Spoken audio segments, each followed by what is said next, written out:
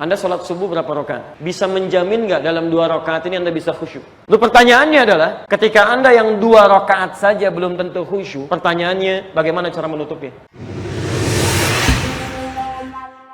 Baik, saya tanya pada antum, kalau sapi nggak ada ekornya, masih bisa hidup nggak? Masih. Masih disebut sapi nggak? Enak mana? Lihat sapi pakai ekor dengan lihat sapi tanpa ekor? Lihat sapi dengan ekornya. Maka kenapa ekor disebut dengan nafilah? Karena tambahan ekor ini juga memberikan kelengkapan kepada sapi yang dimaksudkan. Seakan-akan kalau nggak ada ekornya nggak enak ngelihatnya gitu. Jelas ya? Ada yang kurang rasanya. Sekalipun nggak pakai ekor pun nggak ada masalah sebetulnya. Jelas sampai sini? Baik. Ini disebut dengan nafilah. Maka penamaan ini yang ingin saya terangkan. Seakan-akan memberikan kesan kepada kita ada jenis sholat yang bukan sholat fardu. Nilainya tambahan, Anda nggak kerjakan pun cukup dengan sholat fardu.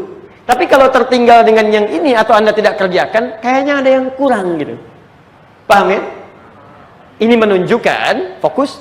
Kalau ada kalimat dalam syariat istilahnya menggunakan bentuk seperti ini, maka dalam ibadah yang dimaksudkan ada sesuatu yang penting, yang seakan-akan kalau bisa kerjakan gitu.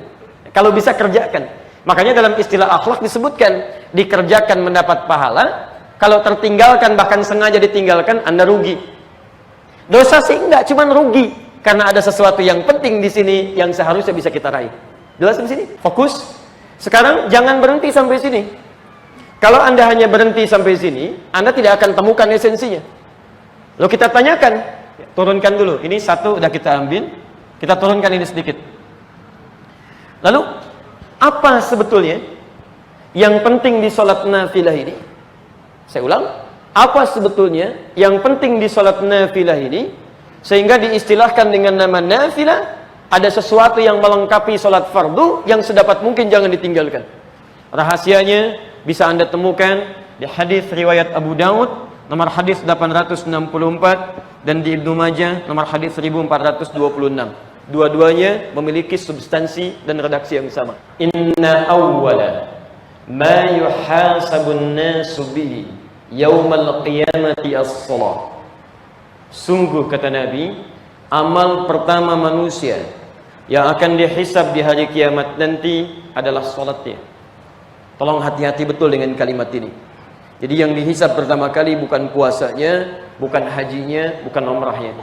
Anda berkali-kali umrah dalam sebulan sekian kali, setahun sekian kali, tapi gagal menunaikan sholat dengan baik, maka Anda tetap bermasalah. Di pertama, Nabi menyampaikan amal pertama yang akan dihisab itu sholatnya. Fayaqulu Rabbuna Jalla wa'ala, maka berfirman Allah subhanahu wa ta'ala li malaikati, kepada para malaikatnya, wallahu a'lam. Disebutkan dalam redaksi wallahu a'lam, seperti apa nanti firmannya. Tapi Nabi meneruskan, lihat kalimatnya. Unzuru ila salati abdi. Perhatikanlah salat hambaku. Lihat kalimatnya, perhatikanlah salat hambaku. Idza atammaha am naqasaha. Apakah disempurnakan olehnya atau kurang dia dalam menunaikannya?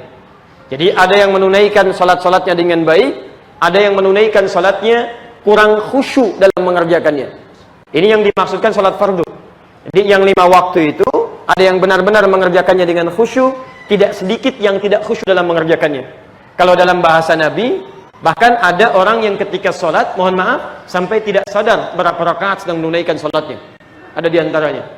Nah sekarang perhatikan. Fa'in atammaha, ini hadis qudsi, maka jika dia sholatnya ditunaikan dengan sempurna, kutibat lahu tammah, maka pahalanya akan diberikan sempurna. Masya Allah. Wa in intaqasa minha syai'a. Tapi kalau ada yang kurang-kurang dari salat fardunya itu, ini poin. Ada yang kurang sempurna dari penunaian salat fardunya sehingga tidak mendapatkan pahala yang sempurna, maka perhatikan. Faqala, maka Allah berfirman kepada para malaikatnya, Unzuru hal min abdi tatawwu. Unzuru hal min abdi tatawwu. Dalam bahasa yang lain, unzuru hal lahu min tatawwu. Perhatikanlah apakah selain salat fardu ini dia pernah mengerjakan juga salat tatawwu. Lihat, istilah kedua selain nafilah, salat selain salat fardu di hadis ini disebut dengan tatawwu. Ketika diminta, lihatlah apakah di hambaku ini pernah mengerjakan salat tatawwu? Yang dimaksud salat tatawwu ini nama lain dari nafilah. Nama lain dari nafilah. Maka jika dia pernah mengerjakannya, salat nafilah ini yang disebut dengan tatawwu tadi, maka diperintahkan oleh Allah Subhanahu wa taala, tambahkan ala fardhatihi, zid ala fardhatihi, tambahkan, sempurnakan kepada salat fardu yang ia telah tunaikan itu min tatawwu'ihi.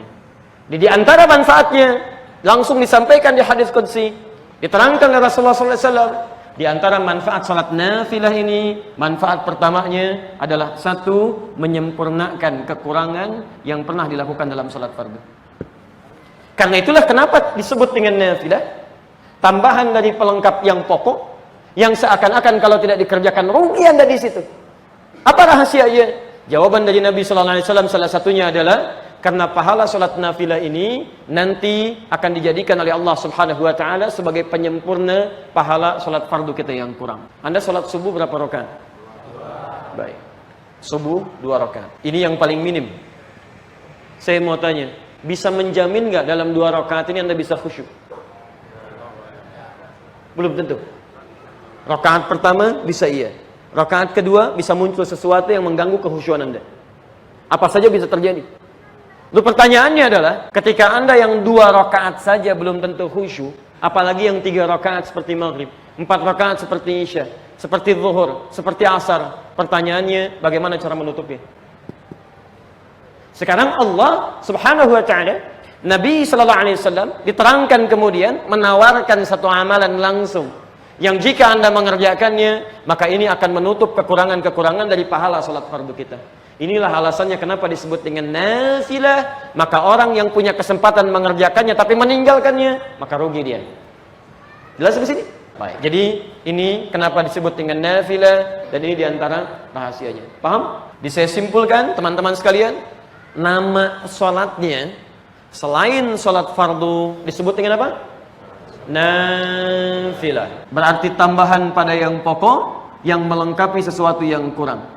Dipilih nafilah untuk memberikan kesan bahwa salat ini sekalipun nilainya bukan termasuk fardu, tapi begitu penting seakan-akan kalau ditinggalkan rugi kita tidak mendapatkan bagiannya.